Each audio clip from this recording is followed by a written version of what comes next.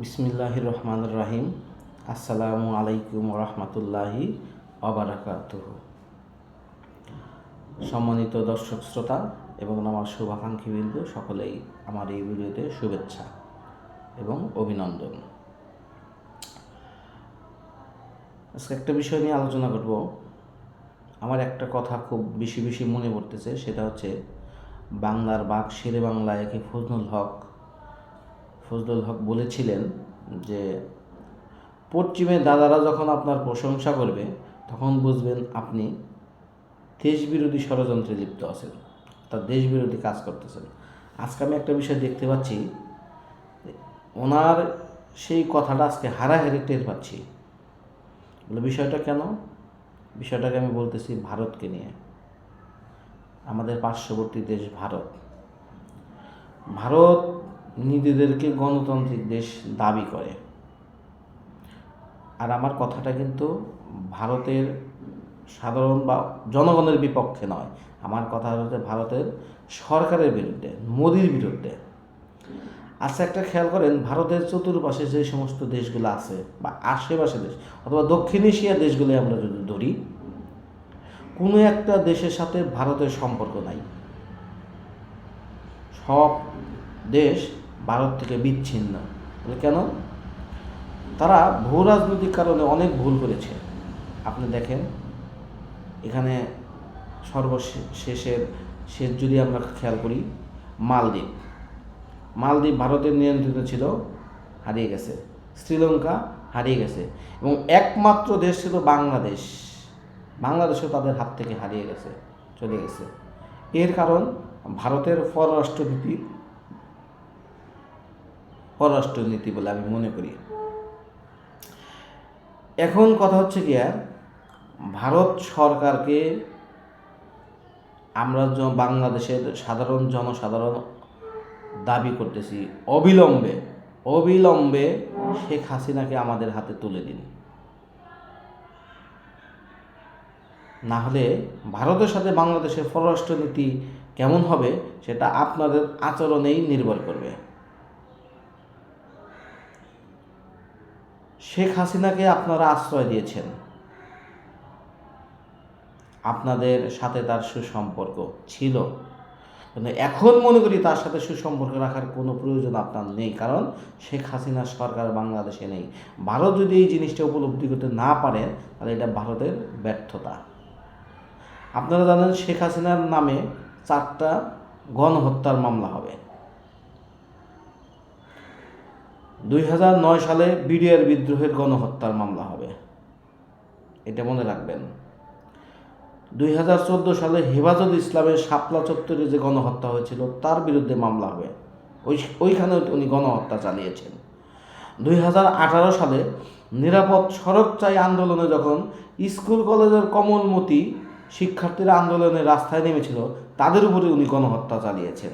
এবং সর্বশেষ 2024 সালে জুলাই আগস্টে ছাত্র জনতার যে আন্দোলন ছিল, এই আন্দোলনে উনি গণহত্যা চালিয়েছেন, তার বিরুদ্ধে গণহত্যার মামলা হবে, এইটা 100% নিশ্চিত থাকেন। তো এখন এইরকম একজন খুনি, গণহত্যাকারী, দেশদ্রোহী লোককে আপনারা আশ্রয় দিয়ে আপনাদের পররাষ্ট্রনীতি বাংলাদেশের সাথে কেমন করবেন, এটা আপনাদের উপরে ডিপেন্ড করে। শেখ হাসিনাকে আপনাদের সবচেয়ে ভালো হবে অবিলম্বে বাংলাদেশের হাতে তুলে দেওয়া। বাংলাদেশের প্রচলিত আইনে তার শাস্তি হবে। যদি এই কাজ ভারত না করেন, তাহলে ভারতের সাথে অদূর ভবিষ্যতে বাংলাদেশের পররাষ্ট্রনীতি ভেঙে পড়তে পারে। বাংলাদেশ আপনাদের সাথে বাণিজ্যিক সম্পর্ক ছিন্ন করতে পারে। বাংলাদেশ আপনাদের সাথে যে সকল চুক্তি সম্পাদন করেছেন, এগুলো বাতিল হতে পারে। সুতরাং ভারতকে আমরা বলবো যে অবিলম্বে শেখ হাসিনাকে আমাদের দেশের আইন শৃঙ্খলা বাহিনীর জনতার হাতে তুলে দিন। তার বিচার বাংলাদেশের জনগণ করবে, বাংলাদেশের প্রচলিত আইনে তার বিচার হবে। এই গণহত্যাকারী, এই দুর্নীতিবাজ, লুণ্ঠনকারী, তার বিচার বাংলার জনগণ করবে।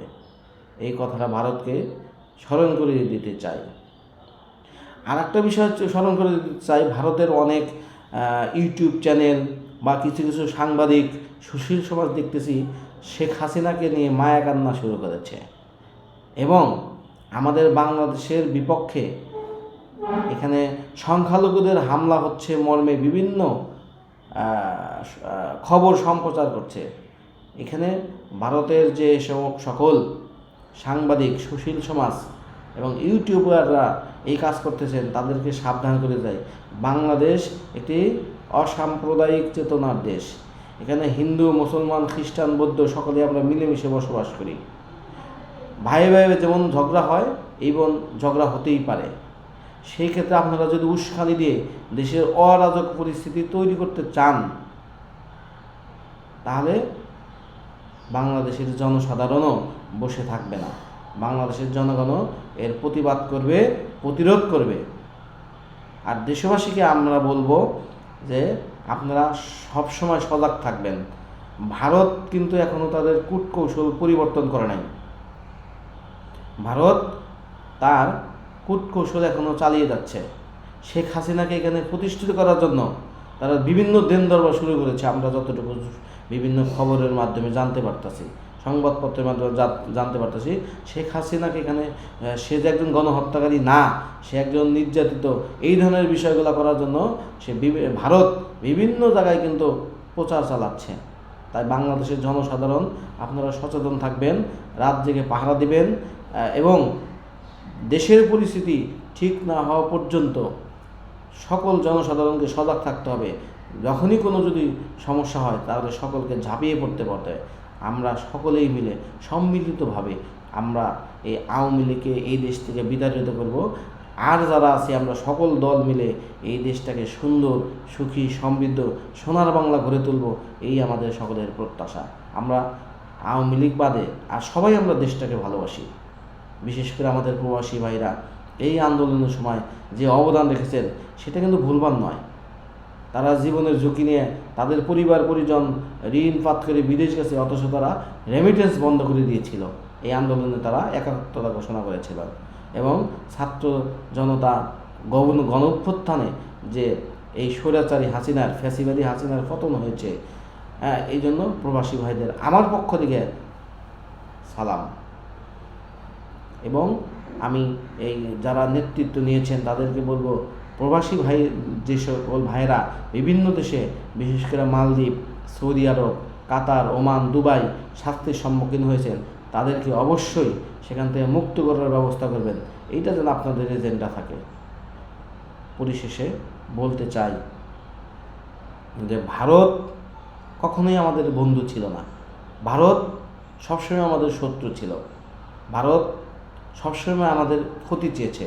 তারা নিজেদের স্বার্থের জন্য সবসময় সব কিছুকে ব্যবহার করেছে। সুতরাং ভারত থেকে আমাদের সাবধান হতে হবে। ভারত আমাদেরকে কিছু দেওয়ার চেয়ে তারা বেশি কিছু নেয়, এই বিষয়টা আমাদের সকলকে মনে রাখতে হবে। ধন্যবাদ সকলকে। পরিশেষে আমার এই ইউটিউব চ্যানেলটিকে সকলে সাবস্ক্রাইব করে আমার ভিডিওগুলোকে লাইক, কমেন্ট করে আমাকে আমার কথাগুলো কোথায় সংযোজন বিয়োজন করা দরকার সেগুলো যদি করে দেন তাহলে আমি উপকৃত হব। ধন্যবাদ সকলকে। আসসালামু আলাইকুম রহমতুল্লাহি ওয়া বারাকাতুহু।